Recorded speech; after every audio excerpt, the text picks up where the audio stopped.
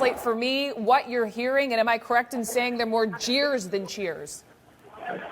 Well, Brooke, I have to say that I have never seen the crowd here at the demonstration site as angry as they were in those moments after the president's speech.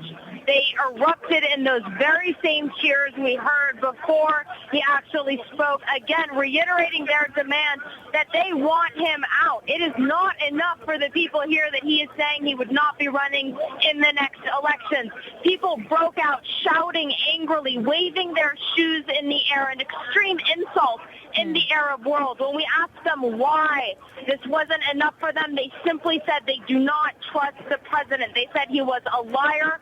Another man that we spoke to saying, look, he can do anything to us in this time period where he would remain in power. He can kill even more people amongst us. The rage amongst the crowd was truly palpable in those moments. They were furious. They were saying the fact that he was offering this type of a concession was an insult to them and that there was no way that they would be accepting it. One man went on to threaten that if he does not step down immediately, we would be seeing these types of demonstrations, these types of crowds at the presidential palace itself, Brooke. Yeah, no, I'm going to jump in. It's Michael. Ben Wiedemann was alluding to this earlier, the danger of running headlong into democracy. Are those excited, disappointed people you've been hanging out with got an alternative than just go? No, there doesn't seem to be an alternative to just go, and everybody is reiterating that. One young man I was talking to was saying, look, we have absolutely had it. We have up with this regime for 30 years. Our patience is running thin. Our economy is in shambles. He himself was unemployed, even though he said he was fluent in 4 languages. He was like, we need to wipe the slate clean. We want this man out of our country. We want anyone associated with him out of the government. There doesn't seem to be any room for compromise.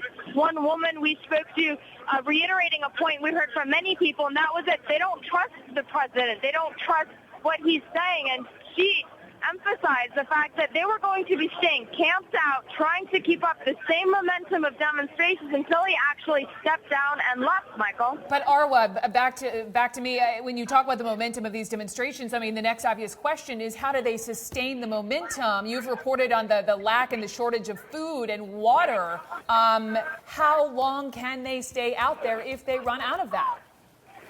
Well, we actually asked a couple of demonstrators how they were coping with the current hardships that the country is facing, and they were saying, look, we're borrowing from one another. Neighbors are helping neighbors out. One young man we spoke to said that it was, in fact, his neighbors that helped to bring them food and water. At the demonstration site itself, a number of people said they were sustaining themselves on donations from other citizens that would come down here distributing food, distributing water. But it is important to point out that when you move away from the demonstration site into the streets of Cairo, when you go and you try to talk to people at these very long lines at the local bread factories, they are very angry, and for a different reason. They are angry at the demonstrators for bringing this country to a near paralysis. They are also angry at the international media for what they are calling a distorted image of what Egypt is.